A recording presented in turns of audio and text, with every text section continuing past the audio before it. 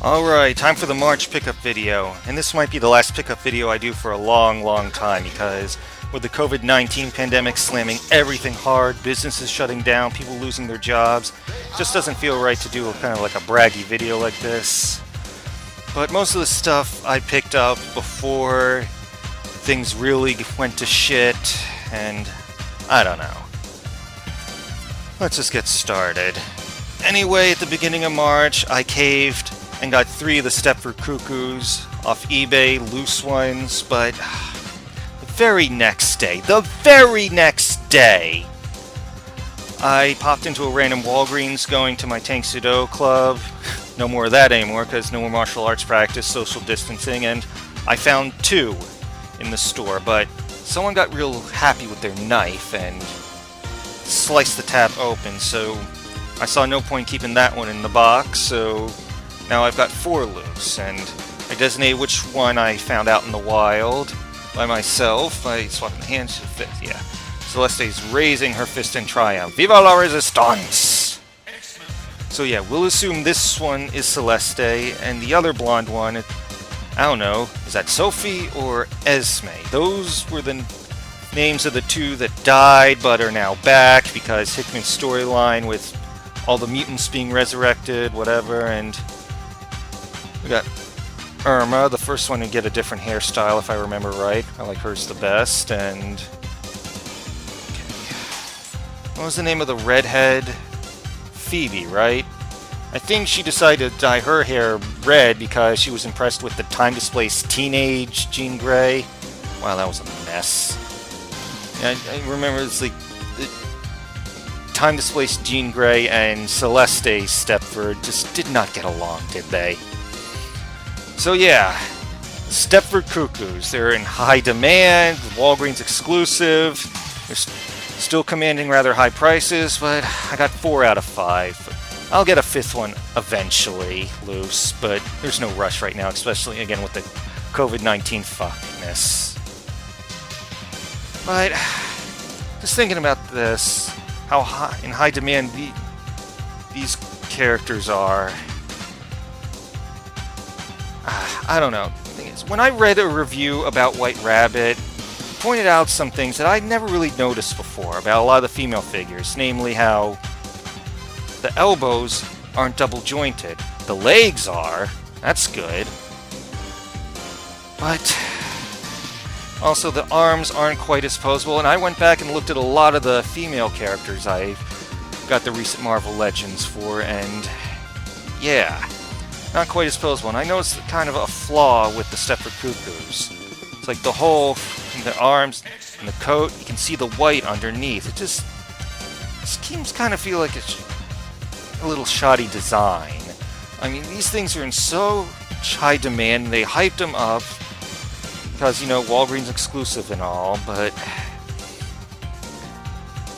I don't know, it's a good figure, and I'm glad I got 4 out of 5 of them already, but just looking back at all the female characters that have come out from Marvel Legends in the last couple years, it's just now, like, no double jointed, it's kind of hard to get the arms in certain poses.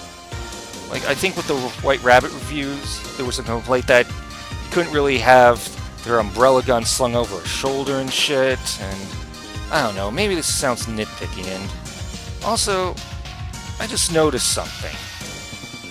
This is pretty much the only figure like this of someone wearing a schoolgirl uniform that you'll see made in the West. Well, technically they're all made in China, but of a character from the West. Normally you'd see that in, well, hang on, let me get her down here, like Sailor Moon or something from SH Figure Arts or the Max Factory Figmas. You see that all the time, but no, I think this just might be the one and only example of a Western character in a schoolgirl uniform getting a figure. Feel free to correct me about that, but that's, come to think of it, all my gripes about the Stepford Cuckoo figures that I just voiced, this is still quite unique as far as Western characters go, getting their own toys. Anyway, moving on. I thought that would be it. for March, Marvel Legends-wise. I mean, I just scored 4 of the 5 Stepford Cuckoos, and I got another one in the box. Can't beat that, but then I just meander into a Best Buy one day. I thought these had to be ordered. The Storm with the black uniform. But no, I immediately picked her up. Because I wanted to I have the Toy Biz one, the one with the smallish head. I preferred like the rubbery cape on the Toy Biz one. This just seems kind of just flimsy in comparison, and the Toy Biz one had her in stiletto heels. I don't know how she walks around, like does all her fighting moves while in that costume, but this one's much more practical. So anyway, yeah, I finally got an updated Storm, but I didn't like the white uniform, like inspired by the... Well, in the comics, you can't really tell. Is it white, black, silver, what? But it was definitely white in the cartoon, and I never really cared for that. I wanted the black one. So finally... Yeah. She looks pretty good. The hair is less crazy than the... Let's see, do I have the Toy Biz one handy? Ah, here she is. Yeah, let's compare them side by side. Yeah. Yeah, see, the Hasbro one, the head isn't as freakishly small. The hair on the Toy Biz one is out of control. I do prefer the cape on the Toy Biz one, and again, she's got the heels, but overall, yeah, we're gonna stick with the Hasbro one now. Plus, there's someone I know who really likes Storm, and I can just give her the Toy Biz one. So yeah, that's it for Marvel Legends. Is she gonna stay there? So that would be it, but I'll admit, even after the COVID-19 pandemic really started to hit everything hard, there was some stuff I saw on eBay that I could not pass up, that prices that I was never going to see again. So first game pickup I'm going to brag about for a while. This isn't a very good game at all, but it is quite rare. It can run over $100 complete, but I found it for about, I was offered $60 for it, and so I went ahead and picked it up. Besides, I've been watching a bit of Alf. I never watched this show when I was a kid. Somehow it passed me by, but I bought the first season on digital. It's kind of, even though I never watched the show itself, it's just from the 80s, so it's got a nostalgic feel to it. It's just a feel-good thing in these dire times. We'll talk again when you're a little less touchy-feely. It's not a mint copy, because as you can see, it's kind of torn here. It didn't come with instructions. The label's kind of worn, but this is another one I can put on the shelf.